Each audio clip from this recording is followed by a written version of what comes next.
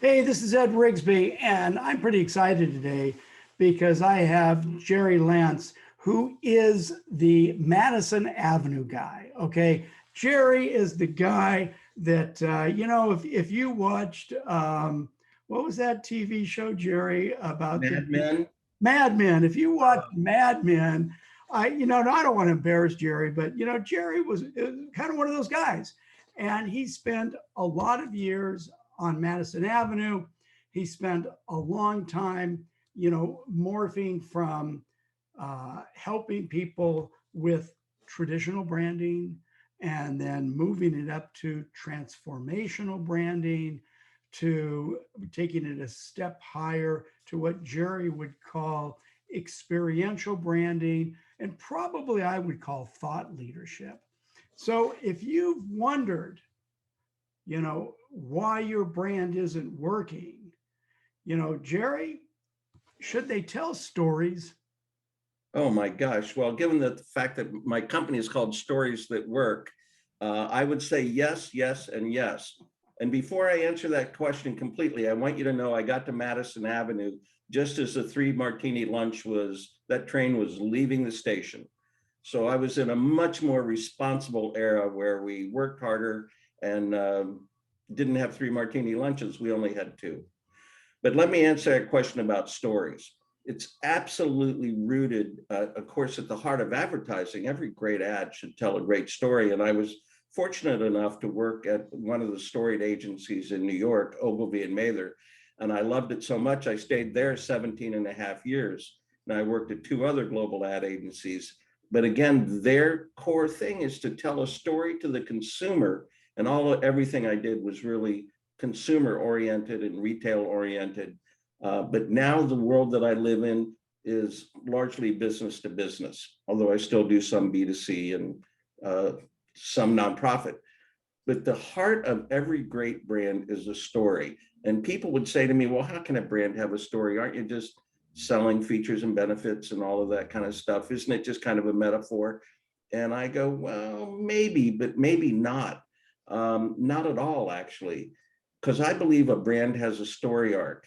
It goes from recognizing somebody's problem issue where they're searching for a solution to overcome an obstacle.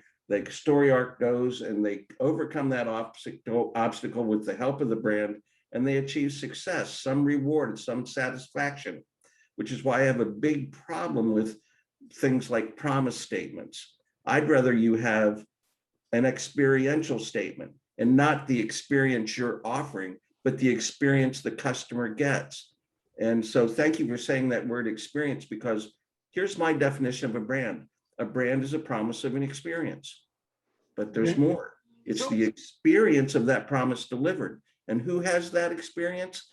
Whoever your target is. And that's who you've got to be talking to and playing that back to them. And when they hear that, they go, oh my God, that's something I want. They get me.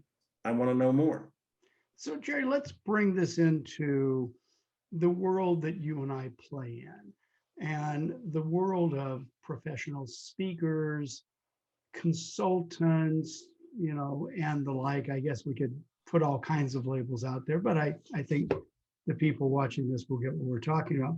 So let's first talk about what do you see that speakers do that either drive you crazy or when you look at what they do, you go, oh my gosh, from a brand perspective, they are just shooting themselves in the foot. What might some of those things be? Well, I don't want to be insulting, but Oh, most, please do. oh, well, I know, yeah, I can be pretty rough and raw. I understand that. That's the pond that you swim in. But you're a good man. I love talking to you. I just come away with a few bruises. Other than that, I'm fine. You go good. Here's the thing. When people get hung up on just being one thing, their brand isn't just one thing. Yes, they should represent maybe one identity, but that's a very expansive kind of reality. It's got to be the total experience. And I've heard you say this often, well, it's beyond the design and the colors and the shapes and consistency in that. It's way beyond that. It's even way beyond just the tagline. It's got to be, to my way of thinking, your brand is your total strategy. And I'm one of those people, by the way, who speaks for a living and gets consulting clients through speaking and also through referrals. And so what I do actually applies to speakers, associations, and my clients. And here's the thing, we get hung up on the functional stuff. We want to teach them some content. Yeah, but it's got to come wrapped in a very big human envelope. And especially in the B2B world, and a lot of associations are in that B2B world, right? They get hung up on the function and forget the humanity. And I can give you some examples as we talk of how I took some down and dirty Rust Belt kinds of manufacturers and coupled not only what they do, but how they do it and who they are, that help grow their business and grow their sense of themselves. The customers responded to. So from the window of the professional speaker, okay, the speaker creates their website and they have their template and their colors. They write a book, you know, they write blogs, but going beyond just the brand, you know, because I see a lot of people out there teaching branding that they're not really teaching a story. They're teaching you how to make your colors match, how to make your fonts this, how to make your fonts that. Style guide, yeah, and I've written a ton of them. Yet so far beyond that. You know what comes to mind, Ed, and it's gonna sound a little odd, but a long time ago in graduate school, a professor said to me, your duty is to expand your field. And that he was assuming I was going to go on for a PhD and other stuff, God forbid, in philosophy. I got a film degree. That's how I ended up in New York. Okay. Yeah, and he said maybe they need a humanist up there. Well, actually, that was very prophetic because that is what's driven me my whole life. I think the duty of speakers, associations, whomever who wants to pretend to be a thought leader and a practitioner is to expand the field. You can't do it all the time, but you should be working very hard to bring new thinking, proactive ideas, ideas that you've put into motion, and ideas that the people you're talking to, the people you're speaking to can put into action. And I think when you get hung up on the brand as a solid identity, that's kind of an unchanging thing, and in some ways it is, but you get locked in, you become repetitious, and you become boring even to yourself. Mm-hmm. I'm constantly looking for new inspiration, which is why adding the humanity to a brand, making your brand transformative, and reaching out and grabbing people by the necktie and the gizzard and pulling them towards you is much more of a human act and an expansive act than just saying, we do this, that, and the other thing, want some. So this expand your field idea, I like this. And in discussions we've had, I don't know that we've ever talked exactly about this, but We this, didn't.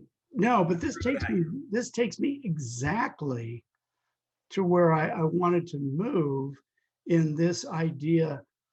When I hear you say expand your field, what I'm hearing you say mirrors what I'm saying to people on thought leadership.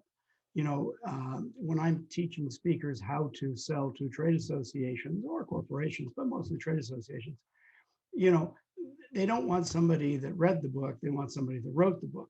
So in this expand your field, which is a very cool idea, and for speakers trying to expand their field, maybe you could throw, I'd like to attach this from two angles. I'd like to attach it from the angle of how can speakers think in such a way, research in such a way, be in such a way that they're always experiencing, finding, discovering new things. That's number one. And then number two, what are some of the ways today that speakers should be putting that new information out in such a way that really makes them look like not only a great brand, an expert on the topic, but truly a thought leader on that topic? So I'll give you that two-part question, and I'll let you go.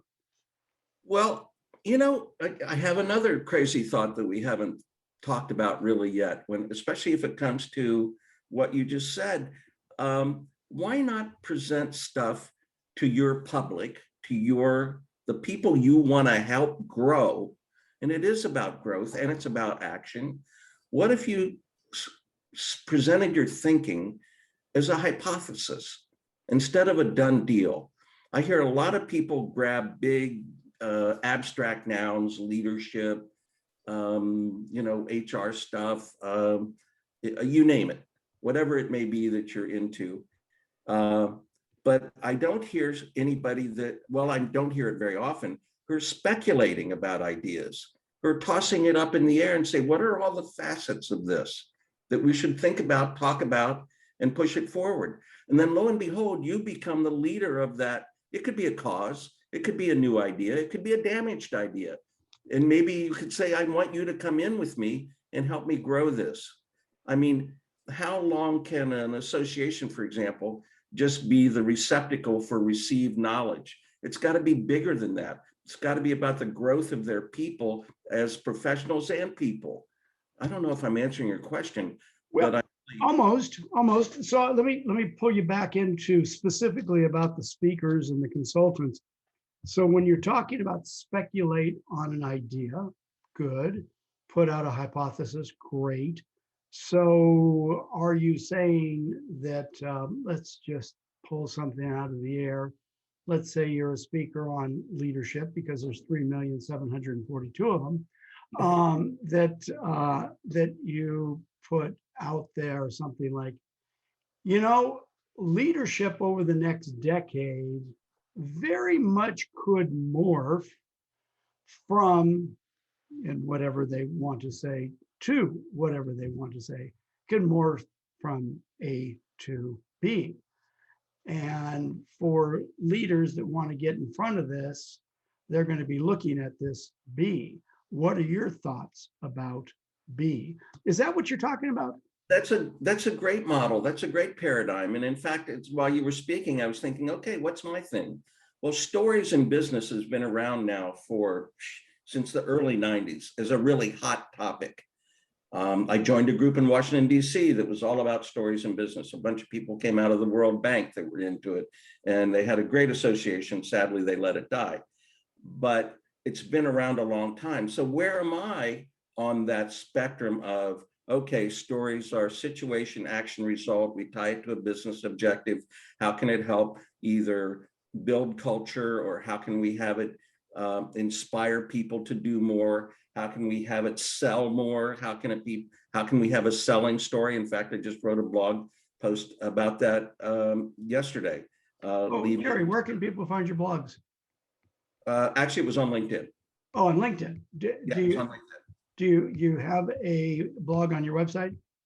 Not yet. Okay, what's your website? Storiesthatwork.com. Storiesthatwork.com. Guys, I'll get that. Storiesthatwork.com. If I was really, it's under revision, it's under construction. I was going to say, Jerry, if I was really top notch with technology like Fort Sakes, I'd have it scroll under their stories that worked on, but I'm not, so I won't. You're very transformative, I'll tell you that. You've shook me up by my collar and said, wake up, dude, it's time to do more. Hey, very cool. Now, let me finish with this story thing. So I ask myself every day, what am I doing to push stories in business further ahead? And am I thinking about it in a fresh way? And there are lots of shocking ideas out there, which is how you tell the story. And it isn't always beginning, middle, and end, which everybody says, and an exposition, blah, blah, blah, blah, put people to sleep. Jump right into action. And I have a formula for that, which is ABCD: action, backstory, conflict, no conflict, no story, crisis, a final big climax, and then destination. How does it all end up? But you know what? That's actually can be a marketing plan. What action do we need to take? Why are we in this situation? What are the obstacles we have to overcome? And what does success look like? So there, I'm just trying to expand, and I'm not saying I'm great. Yeah, we can do situation, action, result all we want. But if we think a little bit more like movies, start an action that gets our attention, maybe that's a fresher way to approach it. Is that earth shaking? No. Are other people talking about this? Sure. But it helped me get to a new place with my clients grow. Let me take you a little bit deeper here. So how do we as speakers and those speakers that are watching this, how do we take this idea of action first? What was, give me your acronym. ABCD? Action, backstory, Story. crisis. Well, yeah, conflict, which creates a crisis, yes. Okay. And then destination. Destiny. Okay, so how do we mix that with your idea of to be seen as a thought leader, put out a hypothesis, put out, well, what about this? What about that? Have we thought about this? Have we thought about that? So how would you marry those two? I would say the challenge is to the people that I'm talking to, is this useful for you? And if they go, no, that's just the same old, then I have to think about it more. Or they say, yeah, here's how I might use that. And they respond via LinkedIn and they say, here's a step further. And I have several story techniques. You know, everybody in marketing today is writing about personas. Mm-hmm. Well, let me tell you, if you're a speaker, you better know the persona of the people you're speaking to.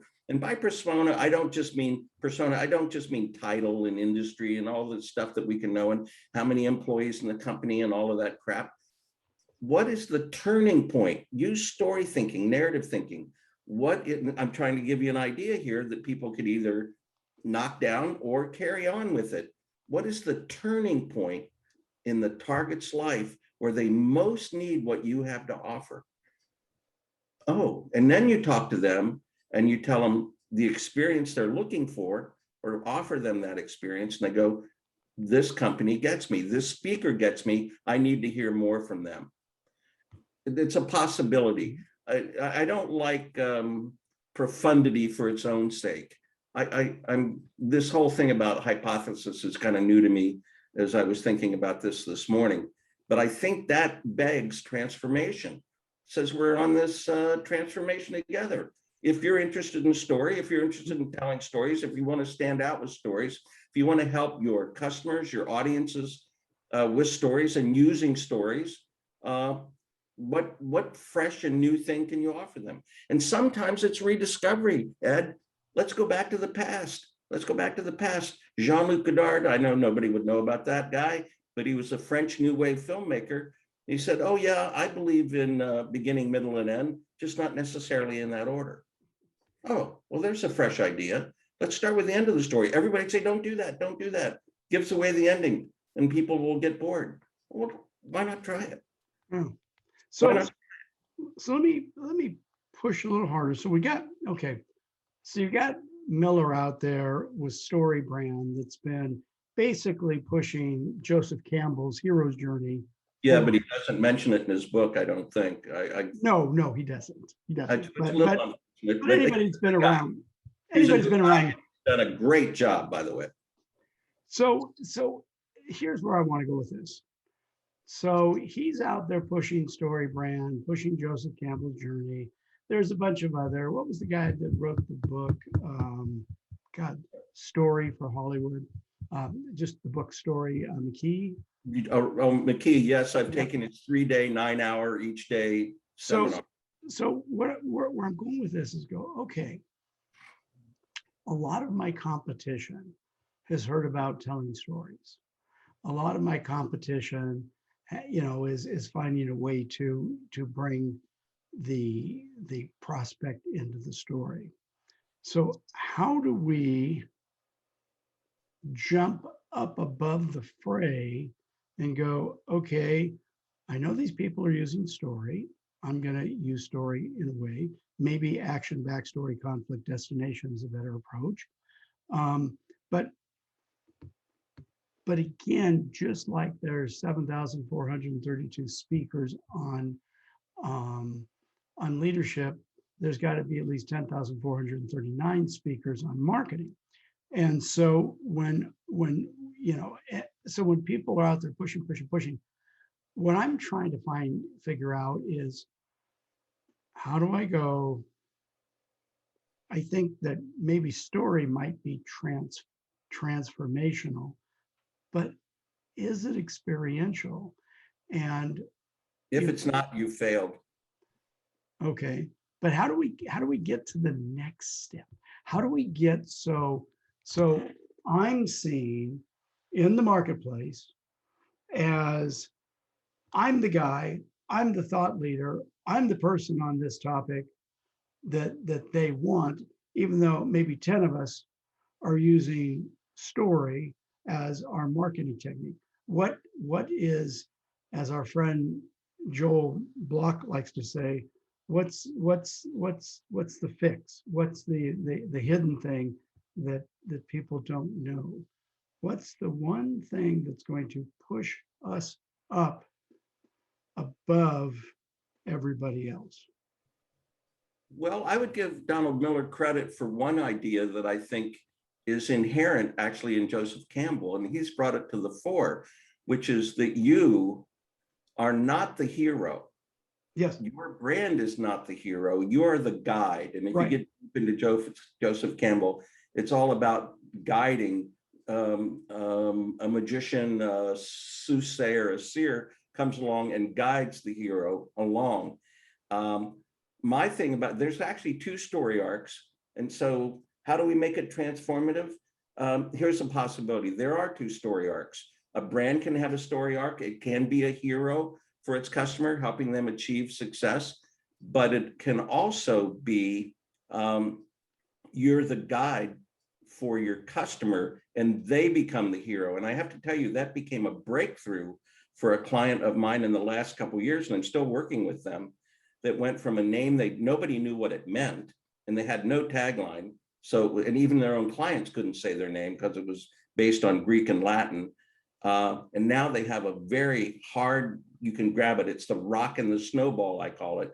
It's really clear what they do, but the humanity, there's a human value in it, a human quality. And I'm all about human qualities, by the way, human qualities with hard branding, the rock and the snowball on the outside of it that people respond to. Let me make that really clear for you. This company was named Celero Optima. Have any clue what they do? No. No, of course not. They knew that too. Even worse, they were selling something called theory of constraints. You sell a theory? No, I'd actually like to get something done. Don't give me a theory. And they knew that. Now, theory of constraints is revolutionary. Talk about transformative thought leadership. It's been around since 1984, and very few people have dealt with it. And it came out in a novel written by a guy in Israel, and it's brilliant. But I won't go into all the details of that. But what do we do with Celero Optima? Even their own clients couldn't say Celero. They said, is it celery? I don't know what this thing is.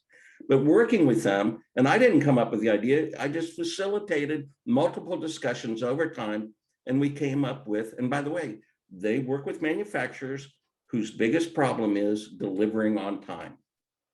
So we named them On Time Edge. Oh. So on time, the rock, the snowball, edge.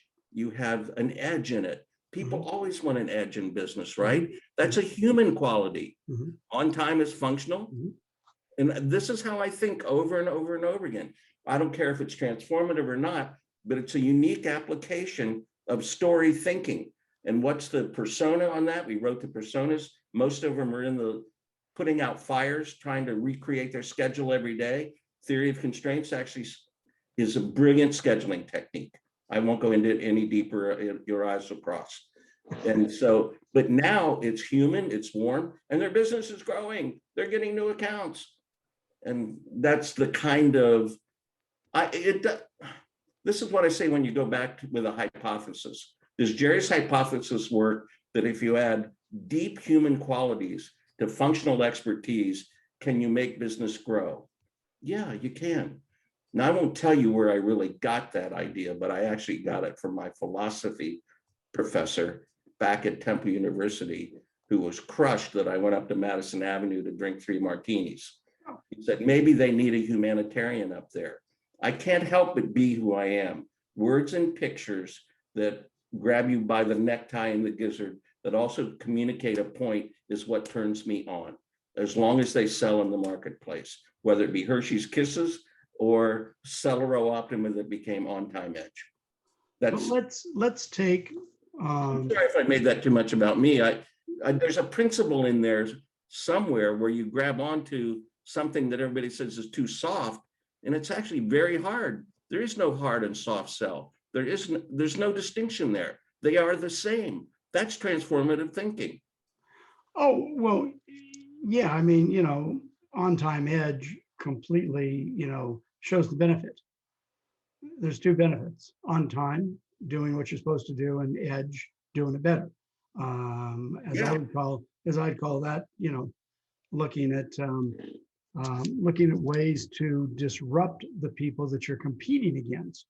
But let's move it back to, because a lot of times, let's face it, a lot of us speakers have troubles getting our arms around theory, because all we want to do is go on the stage and speak. And so let's take somebody that's a speaker on, I'm going to pull something out of the air, productivity. So let's take productivity. Now, how can the speaker on productivity change, adjust, work on there? And let's just say Speaker X. Okay, so Speaker X. Hold on, I'm writing. I have an idea already. Okay, good, because I'm creating as we're talking. Speaker X on productivity. Productivity.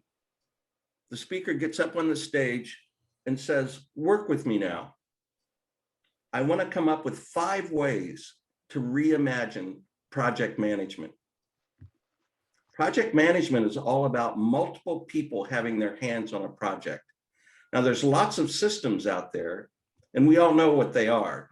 And that speaker lists the 2 or 3 or 4 or 5 known ways to do it.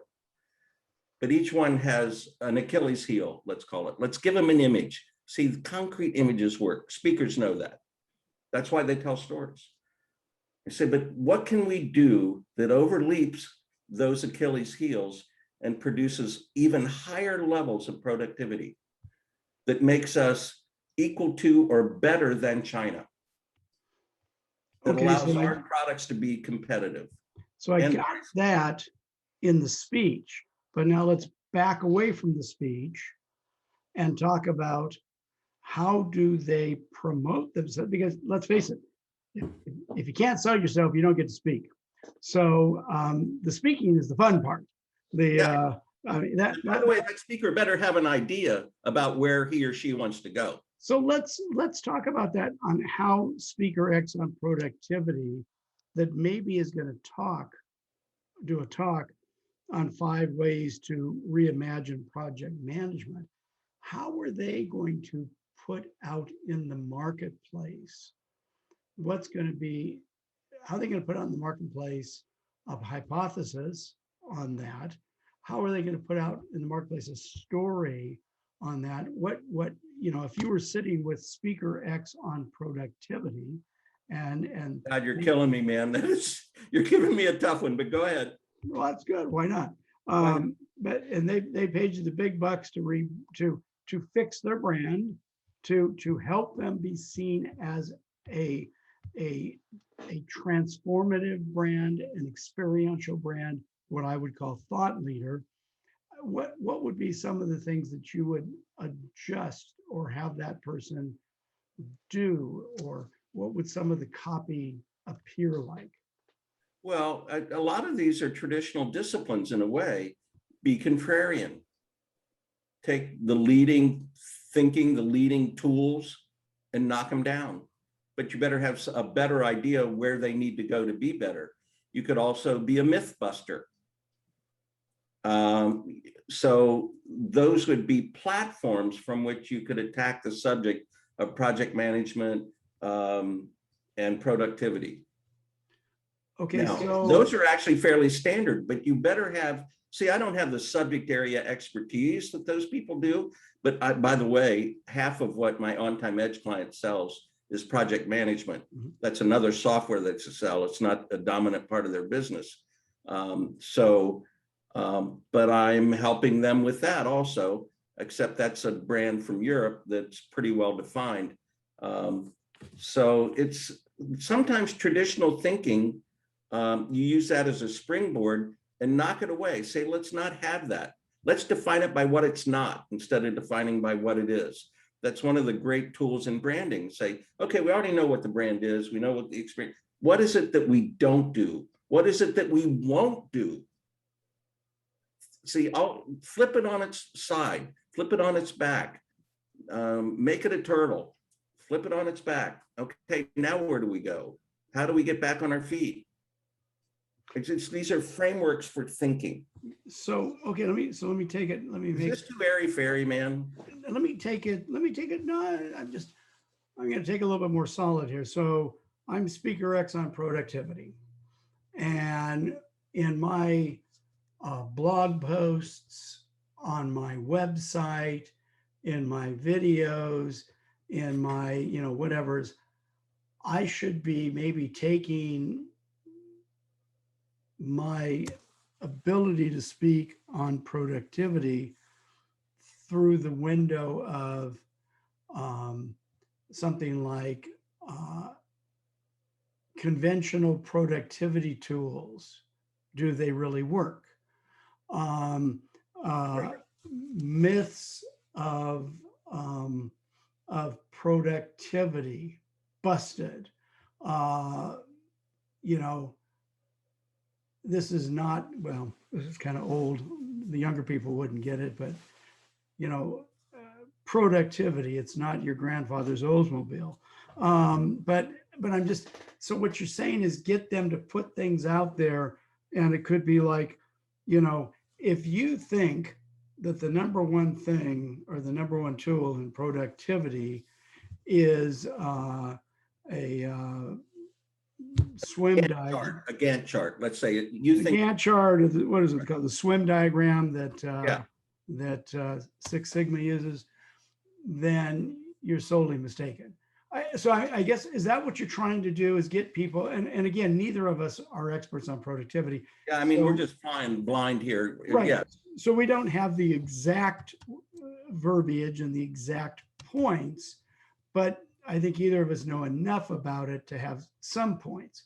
So in taking some of these things and turn them on their edge, not just being an also-ran that goes, I teach Six Sigma, or and not to beat up on the Six Sigma black belts, because a very close friend of mine is a Six Sigma black belt, but taking it and turning it on its end. So the person's got to know enough about the topic to be a high level expert, to where they know where the holes are, to where they know where they can poke at the holes, that other people would be saying, yeah, that's a hole there that we've been dealing with. Let's talk about this. See this, you're really in rich territory. I mean, the gentleman who came up with theory of constraints is named Ellie Goldratt. He's dead now, but he wrote a novel in 1984 called The Goal.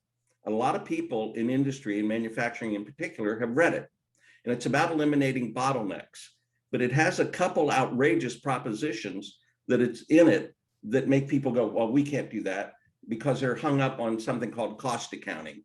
Every work center has to be pounding out products. And Ellie said, no, there's only one we have to worry about. And that's the one that can only produce so many pieces an hour. And that's the one that you have to manage. And everything else before and after that depends on that one work center. Now, that's kind of but how did he deliver that message? He took a surprising envelope. He wrote a novel. And now even the characters of the novel become names of seminars in the Goldratt Institute. Oh, is that so? Yeah, so, I mean, change the envelope. Marshall McLuhan, which you want to talk about oldies, and no young people would know about Marshall McLuhan today, maybe I'll be slapped around for saying that, said the medium is the message. Well, think about that for a minute. Sometimes the medium is the message. If you want to have revolutionary thinking in production and productivity and efficiency and in profitability, maybe you write a novel about it instead of writing a textbook full of algebra equations. Think about that. Yeah, I was going to say, I'm just thinking the last time I was speaking at the American Society for Quality, I picked up a novel, it was a parable novel on productivity. And you know, it wasn't phenomenal because the guy clearly was not a nonfiction writer, but it was good. Yeah. And it made the point. Stephen Iverson, one of our friends in the speaking world, he wrote a novel called The Porcupine Principle, and he went through the points, but it was a parable, and you know, he wanted to do a different kind of a leadership book. So okay, I'm getting what you're saying. So getting back to Speaker X on productivity, Speaker X maybe could say something like, put out in the marketplace, you think you understand bottlenecks, you don't. You don't. Or if you think you understand bottlenecks, what about A, B, C, and D, or something like that? So is that where you're going with this kind of a thing? Yeah, kind of. It's funny you should bring that up. I wrote a 2.5-minute video script yesterday. The client has yet to approve it because they're so busy, frankly. And it's all about the core of what they do and removing bottlenecks. It starts with the image of an F1 race car and a truck, a delivery truck going down the highway, wiping across the screen. But it comes, the next scene is a bottle with a bottleneck. And so visualization, yes, that's where I'm going. It's words and pictures together, and it's also function and humanity that make things go. Maybe our stories are too functional. Maybe our stories are too much humanity and need a little more rock in the snowball. Mm-hmm. Speaking in metaphors, all speakers know that metaphors are very strong and powerful. I've used a couple here today to try to bring the ethereal down to actual doable stuff. Oh, don't tell anybody I use the word stuff. Oh, that's right. Patricia Fripp hates us to use the word stuff. That word. She's very good with words. Patricia, if you're watching this, sorry. Yeah, really. I use stuff all the time. Don't tell me. So it's. And we beat productivity to death. What else do you want to talk about? Here's what I'd like to have you just kind of throw out, you know, before we close this thing up, to throw out, okay, if you're a speaker, here's kind of like a checklist of things to consider doing, changing, exploring, to help them get out of themselves, to help them understand how to push back against their industry, put hypotheses out there, challenge the conventional thinking, and also, you know, to ultimately have a brand that goes from traditional to transformational to experiential, which I would then call being a thought leader. So if you had just kind of off the top of your head, a checklist of 1 to 50 things, whatever number you happen to have is fine. What would some of those things be for speakers to consider? Well, we've already said a few, which is define things by what they're not, take an outrageous point of view that challenges everybody's conventional thinking. Like there's a very famous speaker consultant in our world who starts many of his speeches by, you're not charging enough. You can raise your prices tomorrow. In fact, I think you should double. And he begins to go on and defend that proposition. Here's a thing that I would say that I think speakers should do when they're constructing their approach to a speech or their content and how they want to evolve it going forward is, what's the second right answer? That's not new to me. That came from the book, A Whack in the Side of the Head. What's the second right answer?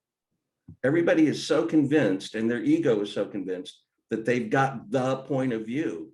Well, what are the other points of view? What's the second right answer? Where else should we go? What else should we look at? So I think that forces you to be a little more creative, a little more original. Again, define something by what it's not. Bring it out in a novel format. I have found that writing stuff down is the act of discovery. I've written many, many things over my life, both fiction, nonfiction, and for clients, where while I'm in the moment, in that zone, get in the zone, you come upon something that you've never come upon before. It's impossible for me to define how that happens, but it's when you're in the zone, and that's somebody else's idea. But be in that zone, think freshly, don't start with a PowerPoint. Maybe you just start with some exposition in and around the idea. What's possible? What are we not thinking of? If this is going to stay viable and alive as a discipline, whether it be leadership, productivity, culture, whatever it may be, what's not being said, or what can be said better? Here's another thing that I'm totally in love with: fresh language. Nobody in the efficiency world is talking about edge. Also, here's another thing. So fresh language, I love fresh language, and I can give you a couple examples of that. Yes, please do. Go ahead. Yeah, please do. Yeah, well, I mean, okay, I worked with a manufacturer in Minneapolis. Another consultant brought me in. They're actually in Winona, Minnesota. Don't go there in the winter. It's 13 below. I got out of the plane, my lungs froze. But after I got restored, they had a name, Miller Felt Packs, which meant felt packing for railroad bearings underneath the engine on the wheels. Rudy Miller invented them in 1947, and they were a great innovation. What I discovered in working with the company and working with the factory workers themselves is that they were highly innovative, natural engineers without the degrees necessarily, and quite amazing in their ability to deliver something overnight. So instead of being Miller Felt Packs, we named them Miller Ingenuity. Again, Miller was kind of the functional core. Everybody knew Miller, but they didn't know that they were engineers and inventors and innovators. And they went on, and they've actually changed their positioning onto safety, given that the railroad business has declined so severely in the last several years, and they're holding on. And they created a Caboose Cafe creation station where they all meet. It's right in the middle of the factory. It's beautiful. It's like a mini General Electric ideation center. Mm-hmm. Unbelievable. By the way, why did we pick Ingenuity? Everybody would have said, well, why don't we say we're imagination? And I said, well, that your number one client, General Electric, who makes railroad engines, owns the word imagination. So we just came up with a piece of fresh language. All copywriters and all agency people and all speakers know this. Find the conventional thing, but say it in an unconventional way. So there's 2 or 3 techniques right off the bat. Yeah, no, that's good. That's good. Are you taking notes? Because I want a copy of this. I'm sorry? Are you taking notes? Because I want a copy of this. You want a copy of this? What? You think I'm a decent human being? You think I'd share? So, so let me ask this: if a speaker is watching this, and they don't want to pay me to teach them how to sell to associations, but they'd rather pay you to help with their branding, how can they get a hold of you? It's really easy. Go to Jerry with a G. I defend that G wholeheartedly. GERRY at storiesthatwork.com. So, Jerry at storiesthatwork.com. So G, it's a Jerry. G, right. It's a Jerry with a G. Jerry with a G, not Jerry. Whiz. I fought for that throughout grade school and high school. Oh, that's too funny. Hey, Jerry, thanks so much. This was really good. I really appreciate your insight, and And I think really for me, kind of a big takeaway, although I was writing some notes about another project I'm working on, that I'm just going to go adapt this right to the project. So thank you for the free consulting. So, so Go with it. Go with yeah, God. so I really, I really get what you're saying about expanding beyond traditional to transformational to experiential, to where when you're trying to get your message out to the world, you've got to, you've got to look what everybody else is doing, is do something different. That's old conventional wisdom, but you got to do it in a way that catches their interest, and hypothesis, challenging conventional wisdom, new words. Some of these things are ways that Larry or Susie Speaker, that's a solopreneur, can do this without spending the big bucks on bringing the Madison Avenue guy in. But hey, guys, feel free to bring the Madison Avenue guy in. May I give you a compliment? God, I'd love it. I'm really serious about this. Okay. You applied several of my principles that I just invented right here in this conversation. Not really, I used them. But when you went from thought leadership, traditional thought leadership, to transformation, which is a word that's huge right now. Digital transformation is one of the big ones, right? To experiential. And where did you end up? We ended up with, after experiential, we went to no, that's where we stopped, because I said you used the experiential brand, which I see synonymously with being the thought leader in the market. Yeah, and that's it. That's it. And linking it to thought leadership, I think that's really fresh thinking on your part. Oh, well, and trying to expand the boundaries, saying what else is possible. Yeah. That's kind of a mantra, of course, what's possible, but you put words on it, and words matter, as every speaker says and practices. And I wanted to compliment you. You jogged my thinking. I mean, I produced 2 pages of thinking for you, and then I wrote 2 more scribbly little note pages. And I thank you for that. No, it's awesome. Well, that's, I don't want to sound too patronizing, but that's the great thing of all of us belonging to the National Speakers Association, and actually the charity Cigar Peg, that's the bolt on, that we become more than colleagues, I think, and we have the opportunity to have these kinds of conversations that can go a little bit deeper. And it's not like you or I are trying to sell anybody anything, other than sell them on the idea to look at things a little bit differently, so you can be seen as the thought leader in your market. And with that, Jerry, I got to say thank you so much. I'm very appreciative to you. Thank you, sir.